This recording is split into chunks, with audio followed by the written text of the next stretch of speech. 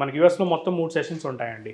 ఒకటి జనవరి సెషన్ అంటాం స్ప్రింగ్, రెండవది ఫాల్ సెషన్ ఉంటుంది మన ఆగస్ట్లో, మూడోది ఏంటంటే మనకి ఏప్రిల్ మే దాన్ని సమ్మర్ అంటాం. ఒకటి స్ప్రింగ్, ఒకటి సమ్మర్, ఒకటి ఫాల్, ఈ 3 సెషన్స్ అనేది ఉంటాయి.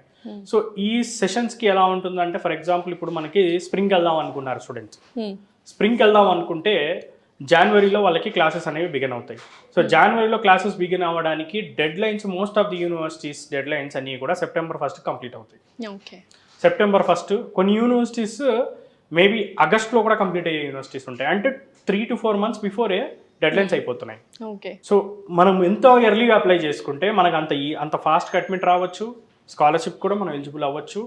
సో ఇది మనకు ఉండే మెయిన్ థింగ్ అనమాట. సో స్కాలర్షిప్స్ విషయానికి వస్తే ఇంకో విషయం ఏంటంటే, మన ఆంధ్రప్రదేశ్ అండ్ తెలంగాణ గవర్నమెంట్ ఏవైతే స్కాలర్షిప్లు అందిస్తున్నారో, విదేశీ విద్యా దీవెన ఆంధ్రప్రదేశ్ గవర్నమెంట్ స్కాలర్షిప్ కానివ్వండి, మన తెలంగాణ గవర్నమెంట్ ఓవర్సీస్ స్కాలర్షిప్ కానివ్వండి, వాటికి కూడా మన స్టూడెంట్స్ ఎలిజిబుల్ అండి.